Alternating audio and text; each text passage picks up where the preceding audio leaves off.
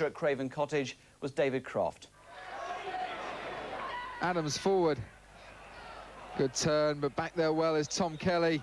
And Kelly completes the clearance and then a fine through ball forward for Ndar to chase.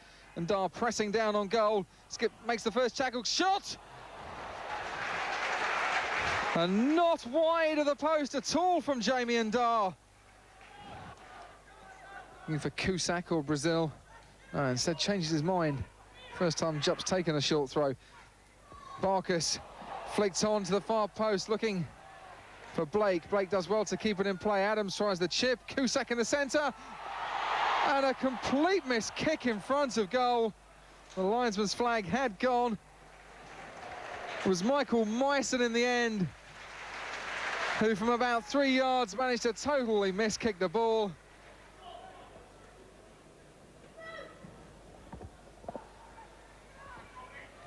Good header by Herrera. Cusack was trying to get back onside. He could do nothing with it. And Ndar has managed to stay onside. He's on a one-on-one with the keeper if he can try and keep control. But Tony Lang did enough to put him off.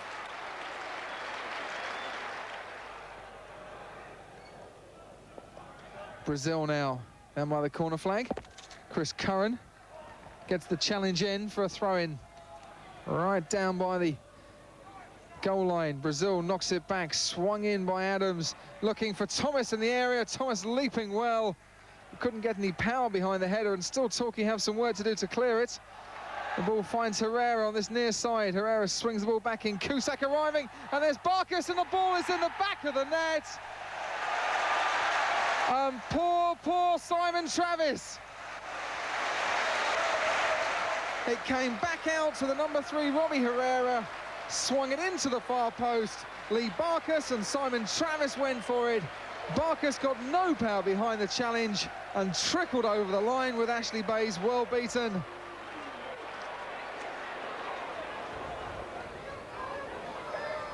Barkas over in the sunshine on that far side. Finds Brazil. Brazil just holds up play. Plays the ball in looking for Cusack.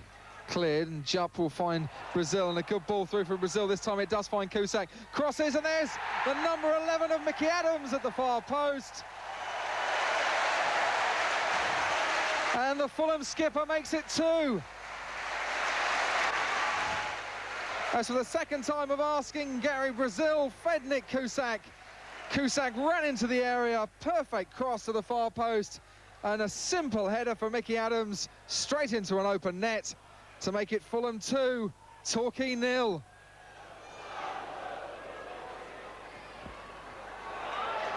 Good ball played in. Brazil is there with a lob, tries a lob to the far post, and cannons off the post. And Brazil was unlucky there.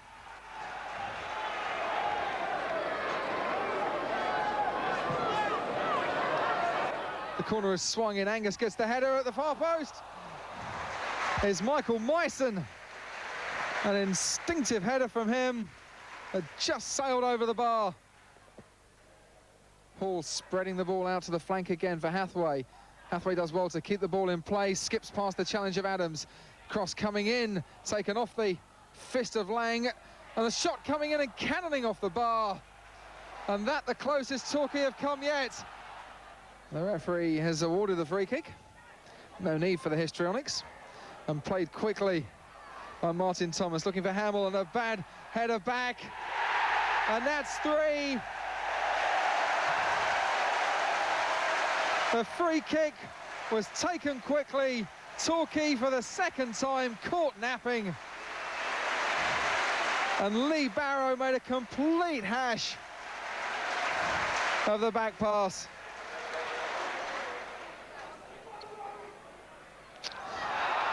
And the referee's wave play on. Roy Hamill is in here and hits the post. Well, there you go. Fulham gifted a chance.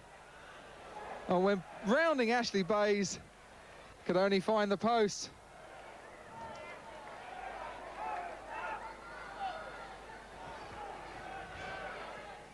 Cross coming in, aim for Cusack, and off the body. And that's 4. Lee Barrow was back there, trying to clear the danger. As the ball came in, of Nick Cusack. It thudded into Lee Barrow to make it Fulham 4, Torquay 0. Well, Torquay are back in action along with Plymouth and Exeter on Tuesday night. They're at home to Rochdale. Before we go, a quick look at the Division 3 table, if you can bear it. It doesn't make good reading, does it, for Plymouth and Torquay supporters? Their sides rooted to the bottom, while Exeter's victory over Scarborough has given them some much-needed breathing space. Let's be themselves away from that ignominious position with a well-deserved win at Plainmoor. Rochdale were reduced to 10 men on the half-hour when left-back Kevin Formby was sent off after aiming a kick at Paul Buckle. But Torquay had to wait until 7 minutes into the second half to make their numerical advantage count, Scott Stamps heading the vital goal. Torquay might have increased their lead after that, but for some sterling work from Rochdale keeper Ian Gray. Overall, though, it was a pleasing night for the home fans. Exeter City extended their unbeaten run to 5 games thanks to a classic early goal win against Rochdale with another victory yesterday. Our commentator for their match against Mansfield was Martin Dean. Aimed towards Mark Sale, comes through instead to Harper. Barrow with the clearance. Picked up by Barraclough. Towards that far post. Sale was coming in on it. Torquay getting it away well. Now Hall looking to play it through for Ndar. Tries to check back. Looking to take on Barraclough. Some good skills, Jamie Ndar, being pulled from behind. And what has the referee given? A penalty to Torquay United. I think Barraclough can have no complaints at all. Ndar getting past him, needlessly pulled back, and Torquay have the penalty. Paul Buckle with the kick. And he puts Torquay United comfortably in front.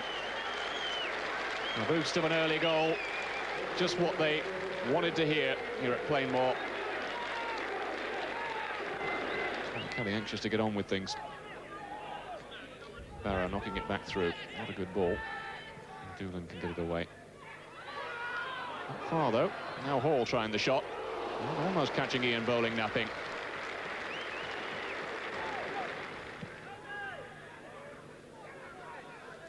Barrow jumping against Sale, and Sale getting the better of things, but Barrow is still there to get the clearance in. And as far though as Sedgemore. Played wide for Slawson. Hunter and Hathaway with him. Still manages to get the cross in towards Mark Sale. Mark Sale marks his return to Plainmoor with a goal. Classic cross in towards the penalty area. Mark Sale using that giant frame of his to get up and tuck the ball past Ashley Bayes. 1-1. Kelly leaves it, so too does Hathaway. And Reardon played wide for Kelly. Chance for him to get a shot in, perhaps. Goes for the cross instead. Chip towards the far post. Barrow with the header. Bowling still trying to clutch it. Still the ball not clear.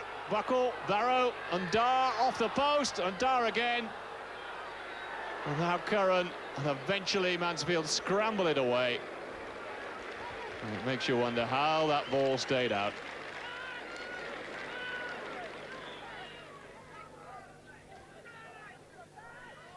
Reardon finding Kelly again. To go around the outside. Good cross in too. Hall was stretching for it. Buckle with the shot. Well, Paul Buckle just inches wide. Good effort from him, really. Having fly first time from, what, 25 yards out. Holding, I think, probably had it covered. Reardon missing the challenge, but Curran was backing up. Peters. In towards Mark Sale again. Good save from Ashley Bayes. Slawson again. And that's against the crossbar. Mark Peters it was who came in with a header. Well, lucky let off for Torquay. Ireland then with the corner. Got in towards that near post. Headed away by Paul Buckle. Ireland getting a second bite of it. Now Barraclough. Oh, a free header from Mark Sale. Good save from Ashley Bayes.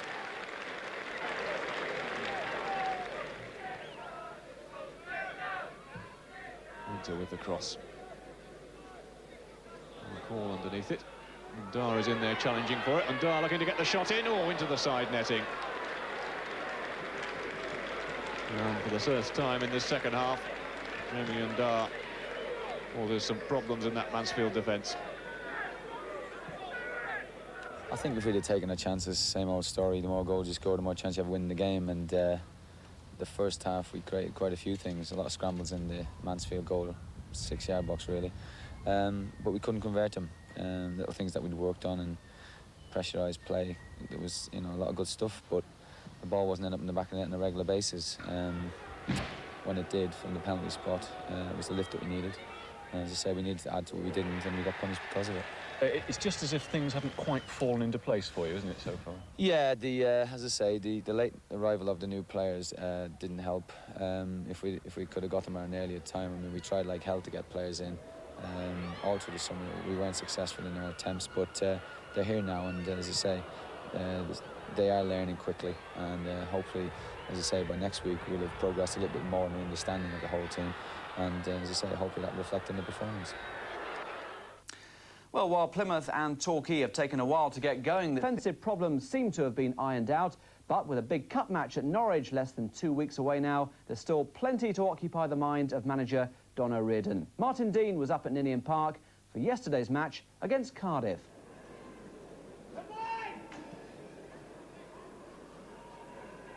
Badly up well above Hall. Comes for Buckle. Now late inside. Hall finding Kelly. Povey. I think he was trying to flick the ball over the head and get it the other side, but didn't quite work out for him. Now Winter. And Winter gets the return. Well, had to snatch at the shot, though. Steve Winter playing the little 1-2, but the shot perhaps leaving something to be desired. Harding this time with the throw. Perry has got well forward. Dale trying rather a spectacular shot. Came off Steve Winter in the end, but perhaps the nearest we've seen to some excitement in that Torquay penalty area. Could be more now, though. Shaw. Just looking to get the cross in towards Dale. And that really should have been the opening goal of the game. Carl Dale got away from his marker. Seemed to have done everything right with the header. Got it down, but wide of the target.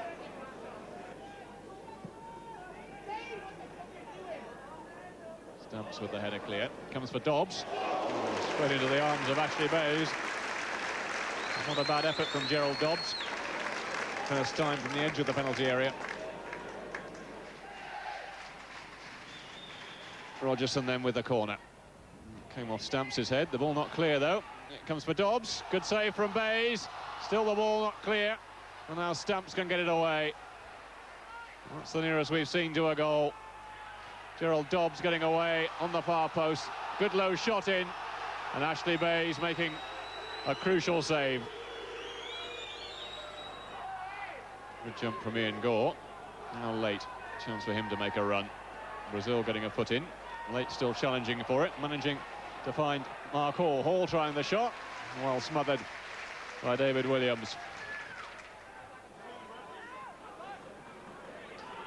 Rogerson inside for Shaw. Kelly in with the challenge. Now Hall. Kelly's made a good run for him. Hall spotting him well. And Dara's in the middle. Played in towards and oh, that came off the far post. Povey trying to get on the end of it. And now Buckle with the shot, and that's wide. Tom Kelly getting away well on the left-hand side. Looked as if he was trying to thread it through towards Undar. It beat goalkeeper Williams, came off the far post. And eventually, Paul Buckle coming in with a shot, and that going wide of the target. Brazil with the throw, getting the return from Rogerson. Now Harding, looking to turn past Gore. Doing well to get the cross in. Bayes plucking it out well from under his crossbar. The lads are, you know, quite pleased that we got a result, but again disappointed in that we didn't perhaps pass the ball as well as we know we're capable of. You know, we spend so much time in training passing it 2-touch, you know, 3-touch, 1-touch, and that, and it's really pleasing when I see that. And once you get on the big stage, then and we don't do it, it's a little bit disappointing. But as I say, I don't want to be too downhearted because we've come to Cardiff, we got a result, and the good thing is that they are disappointed that we haven't played better. And there's a long trip for Torquay on Tuesday night. They're in Neil Warnock his first home win of the season. Torquay United managed a point on their travels despite some early setbacks. Keith Houchin gave Hartlepool the lead in the first half. He headed past David Bing, who'd replaced the injured Ashley Bayes, between the posts. But the second half didn't get any better for the standing keeper as the home side doubled their lead. Kenny Lowe dived in to power the ball past the helpless Bing. But Torquay replied in the best way. Neil Povey's cross was a bit too much for the Hartlepool keeper, and Ian Gall pulled a goal back. With the home side almost certain to collect maximum points, Peter Billings' challenge on Jamie Undar proved a little expensive. 5 minutes into stoppage time, Paul Buckle made no mistake with the spot kick. Well, let's take a check now on through at Plainmoor. All of them hoping to follow in the footsteps of a certain Manchester United player. It's more than 7 years since a young Lee Sharp gave up cleaning boots at Torquay for a slightly more glamorous lifestyle at Old Trafford. But he's still a major influence at Plainmoor. His picture, a constant reminder for the latest teenage residents at the Gulls Lodge. This home from home, together with a well-structured training programme, is Torquay's key to a production line of professional footballers. And to prove the point, David Bing scored 2 match-winning goals for United when he made his debut as a 16-year-old a couple of seasons ago. I think you've got more chance of getting a pro contract at this club than you have at any, really, because their youth policies relied on such a lot. If players do work hard, and the reward's there at the end of the day. Yeah. Come on, work them quads. Work them quads. Youth team coach Paul Compton is well aware that teenagers need careful handling, and together with Bruce Stuckey and star spotter John James, he seems to have perfected the art. When young Tony Beddoe entered the fray at Cardiff last week, he was the latest in a long line of young players to break into the first team. I think our percentage of bringing through young lads through to our first team is second to none. I like to see other clubs have the same record as us, and it's a record that we can be proud of. I'm proud of the fact that you look at the team, and there's a lot of boys in the team that I've been associated with, and it's great for everybody at the club. It's refreshing, and it can only get better. As an officially recognised FA Centre of Excellence, Torquay United have the perfect platform to nurture talent. It's already paid rich dividends with club captain Chris Curran and Scott Stamps, regular first-team players, and David Bing, Neil Povey and Ellis Lates all waiting in the wings. United are now keen to expand their scouting network and have targeted Cornwall as a key area. We've actually signed 4 lads locally our first year YTS, and I can see us inviting a lot more locally. And like you said, we've gone heavily down into Cornwall now, and if we can get people in the southwest, you know, moving on from here, it's always geographically very difficult to get players down here. And I think people from that country sometimes think all we're good for is clotted cream, but it's not the case, and I think we're starting to prove that. Let's find out how some of those youngsters got on yesterday. After their long midweek trip, Torquay were back at Plainmoor to face Wigan. Tom Skipping's the commentator. It's Curran who takes the goal kick. Good header by Robertson. Winter. That's an intelligent ball to find Povey in a bit of space. They'll cut inside and try and feed Buckle. He's done well there. Buckle, can he get the shot in? He can. Good low shot from Paul Buckle. Simon Farnworth is down safely enough to gather it, but that's a nice move from Torquay. Distance on the goal kick, forward by Rimmer, and Andy Much is onto the loose ball, and he's got behind the defence here. Andy Much, good save by young Greg. Andy Much, a vastly experienced striker, was on to the loose ball over the top there. He got away from his defender into the penalty area, but Matthew Gregg did well to get down to the shot. Kilford, who's causing a lot of problems, and that's a good ball over the top again. And here's Diaz. Gregg's off his line. He's left the goal empty. Diaz must score, and he has. And Wigan have taken the lead. And a goal that looked like it was coming, to be honest. The defence opened up yet again, and Diaz in space. Young Gregg came off his line, but couldn't reach it. Diaz was round him and was able to slot it past the defender on the line and into the net. It's Ogden who's going to take the corner. Big men there. Gregg does well to get a hand on it, but the punch isn't completely clear. Ogden does well to win it back for Wigan. Kilford in again, and Curran has to cut it out, and very, very nearly concedes an own goal there. Chris Curran with the diving header, trying to put it behind. Curran does well. Up to Nadar. We're going to hold it up and find Hall. He does so. Buckle. And here is Hancock's in a bit of space on this left-hand side. Has to check and play Stamps into the game. Nice turn by Nadar. Buckle onto the loose ball. Buckle with a shot. Great one-handed save by Simon Farnworth. And that Torquay's best chance so far. Good inventive stuff going forward. Stamps getting the ball up to Nadar. And there was Paul Buckle for the layoff and firing in the shot, and Farnworth doing well with a one-handed save. Reardon with the free kick. Good glance on by Nadar. Hancock's trying to find Barrow. That's skillfully away by Lyons. Only as far as Reardon again, though. He swings it in. Chris Curran the target at the back post. Chris Curran with the header! Oh, a goal out of nothing has snatched an equaliser here for Torquay. And they stuck at it, Torquay. I suppose you can say that for them. And they've left it late, but Chris Curran is there to get on the end of Donna Reardon's cross to climb highest and head past Simon Farnworth and make it 1-1.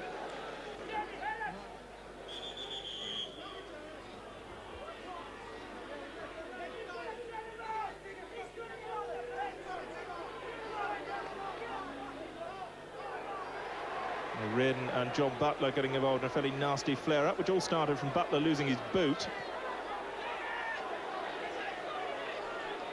I think John Butler is going to be cautioned.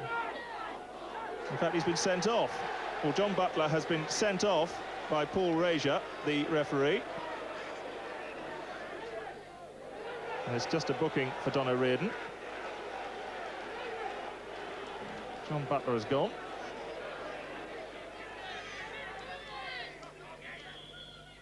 There is the final whistle, and Torquay have snatched a point with their second late equaliser of the week. 5 minutes into injury time when they equalised against Hartlepool. Meanwhile, an ugly incident appears to be developing between Donna Reardon and Graham Barrow, the Wigan manager, who's having to be led away. And this is all very sorry, really.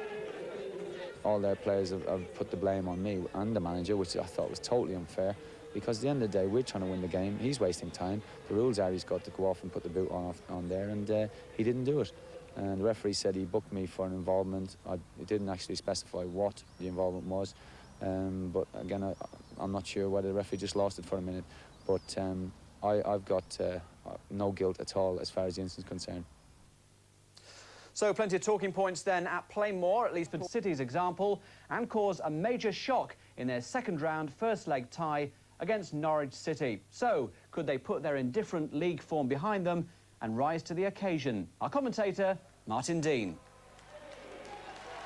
Well, Carrow Road has been a fitting stage for Premiership and European action over the last few years, but Norwich City are having to get used to slightly more humble fare these days after being relegated last season, and it'll be interesting to see how they cope with a potentially tricky cup tie tonight. Norwich manager Martin O'Neill's his share of selection problems. Both his first-choice strikers are ruled out. Ashley Ward because of injury and Robert Fleck because Chelsea don't want him cup-tied.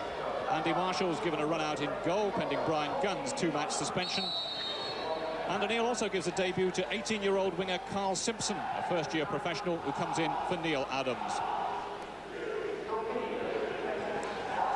Well, unlike O'Neill, Torquay manager Donna Reardon has opted for experience, restoring Lee Barrow and Ian Hathaway to the side and naming himself in what's likely to be a five-man midfield with Jamie Undar operating as a lone striker. Goalkeeper Ashley Bayes, the hero of Torquay's first-round win at Exeter, returns, having shaken off the knee injury he picked up at Hartlepool last week, although 16-year-old youth team goalkeeper Matthew Gregg is on the subs bench as a precaution. So referee Roger Fernandez from Doncaster gets this cup tie underway.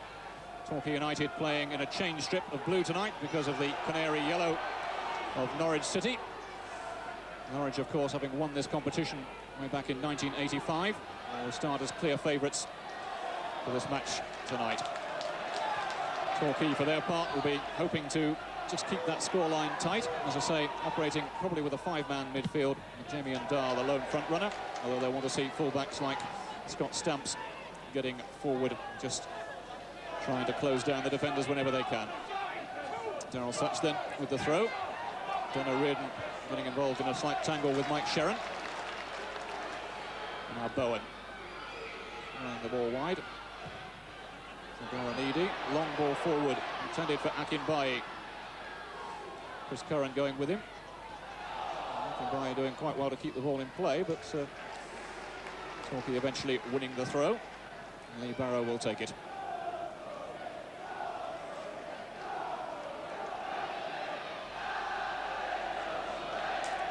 Going long towards Ndar. The flick on intended for Hall. The ball out of play.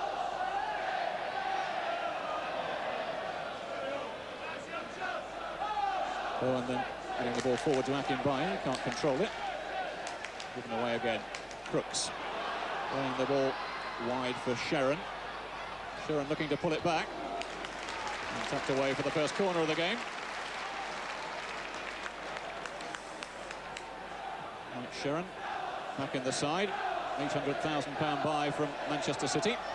It's a danger for Torquay United in the opening minutes of this game.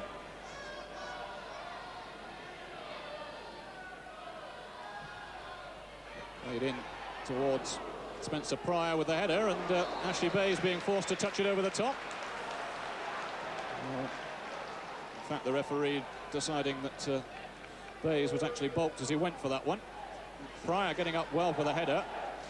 And, well, Bayes touching it over. I'm not sure he was fouled, really, but he gets the free kick. And probably just as importantly, gets his first touch of the game.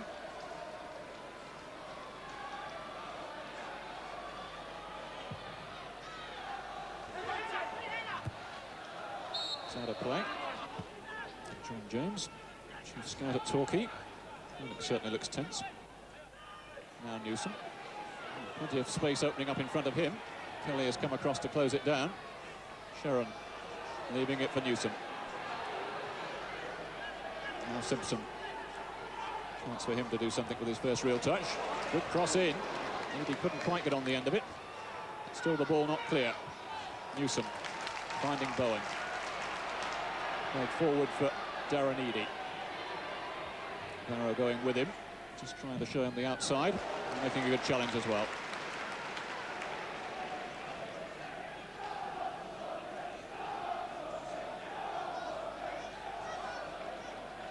Bowen then with the throw. See if he's going to opt for the long one. After giving it some careful thought. Same in towards Akinbaye. Good flick on from him. And again the corner is conceded. This time by Ian Gore. So Torquay having to survive some early pressure. Akinbaye just causing a few problems. Came off Gore's knee. It's easily hooked away by O'Riordan. Opportunity wasted.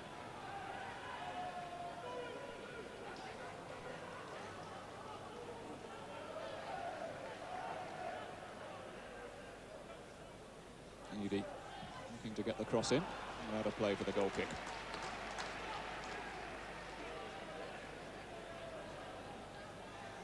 In fact, the referee deciding that it took a deflection, and he's awarded the corner. So more pressure for Torquay to withstand.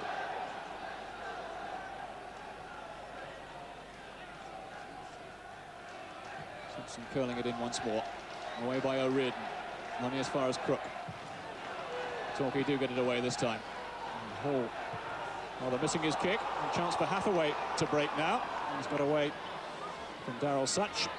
Such covering across well, though. And Hathaway being forced to just hold it up. Now O'Riordan getting the cross in towards Mark Hall. First touch letting him down, though. And now Akinbaye with a chance to break. Sherrin is away to his right. Akinbaye showing good pace. Getting away from the defender, past Bayes, and Stamps it is who clears the ball away. Well, danger there for Torquay. Scott Stamps having to come to their rescue.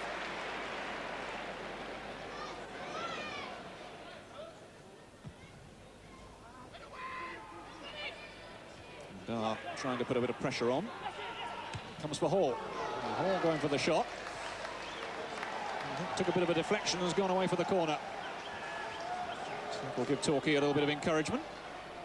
Hasn't been too much for them going forward so far, but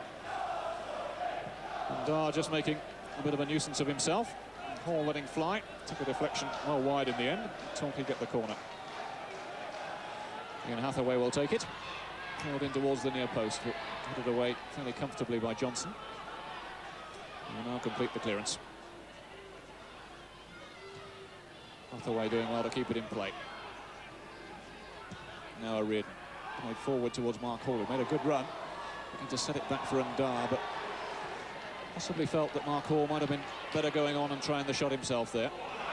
Akinbaye looking to get away again. Stamps has come across to try and cut the danger down. Akinbaye with a shot, and a fine goal from Adi Akinbaye. The celebrations, well, they're probably even better than the goal, aren't they? So 16 minutes gone. Norwich taking the lead. Akinbaye, to be honest, has been the constant early threat, getting away from that Torquay defence. Lovely right foot shot. Bayes is beaten. Well, his pace has been causing problems right throughout this opening quarter of an hour or so. No real surprise that Norwich have taken the lead. And Torquay may now, I suppose, be forced to try and come forward a little more.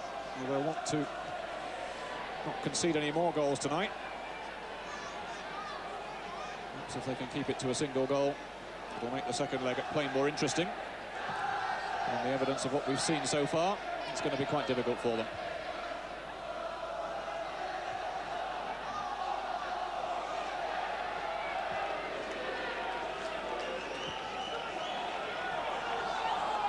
Such laying it forward. It's intended for Sharon, headed away by Ian Gore. Kelly and Buckle rather getting in one another's way. Now Curran. Reardon. Hathaway. Finding Ndar.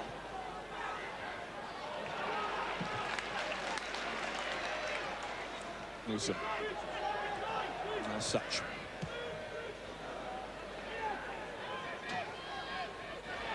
Norwich playing with a good deal of confidence after the boost of that goal. Been beaten here at Carrow Road so far this season. A nice little back heel from Sharon. Now Such. Leaves it for Simpson. Simpson, little ball with the outside of the boot. And that will be a corner again.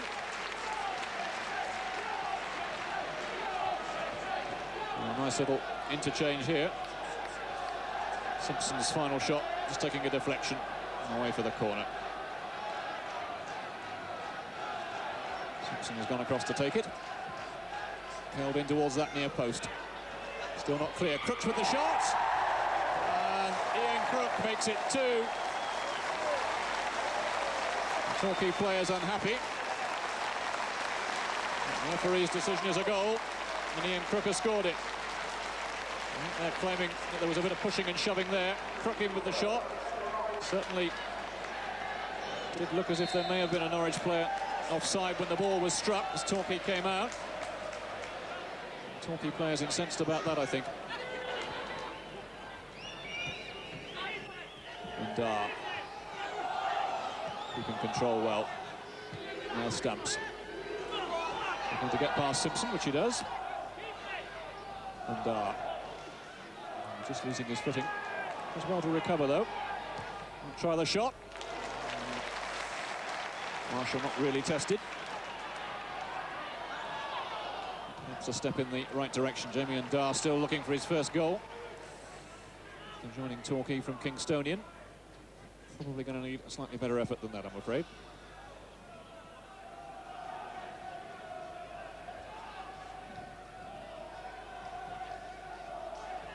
Reardon. Now Ndar. Buckle. Johnson clashing with Reardon. And Kelly trying to get it forward. Calls for Carl Simpson.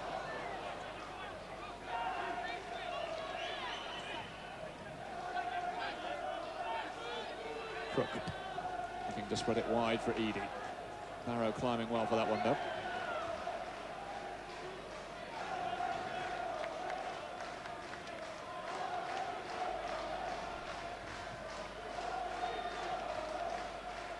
Hathaway.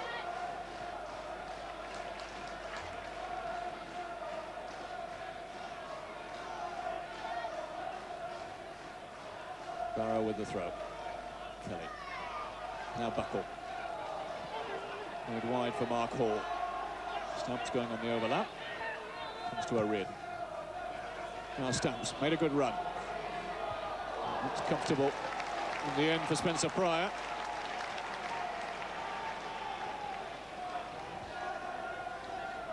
Signs that Torquay are beginning to apply a little bit of pressure. O'Riordan, good ball, finding Stamps, who got the ball into the danger area. Pryor was there, just to nod it away.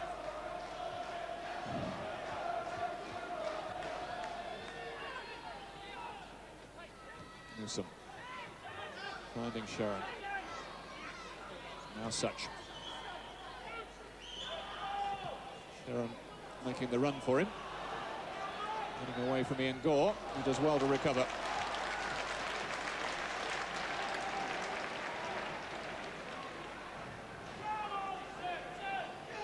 Another corner.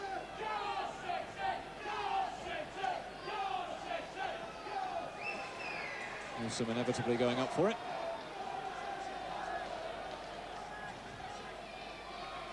Edie rolling it towards that far post. Barrow will get up, get it half away. Crook. Oh, good save from Ashley Bayes, and he recovers well as well. Well, Ian Crook almost getting a repeat performance of his first goal.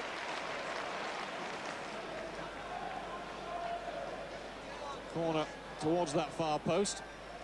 Barrow trying to get it away. Dropped nicely for Ian Crook. Good save from Bayes. He recovers after it just slipped away from him.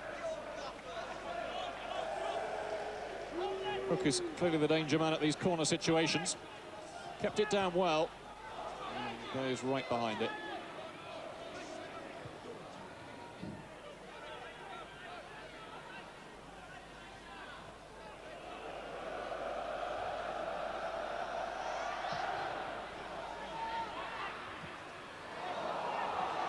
Hathaway.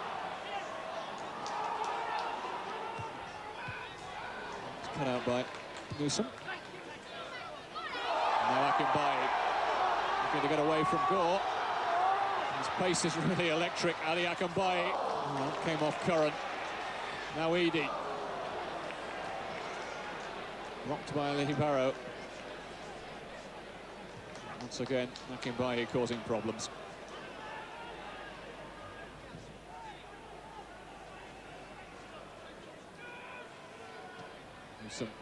The ball forward.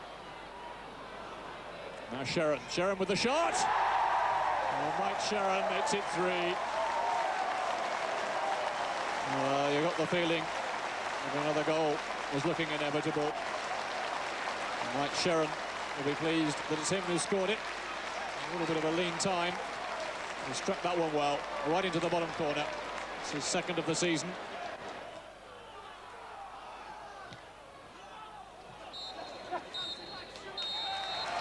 Well, half-time whistle goes. Goal from Mike Sharon. Looks to have already put this tie beyond Torquay's reach. Ali Akinbaye starting an unhappy 45 minutes for Torquay United. Ian Crook it was who got the second. Mike Sharon getting that one right on half-time. And all to do for Torquay in the second half. Half-time score then here at Carrow Road. Norwich City 3, Torquay United 0. Join us again after the break.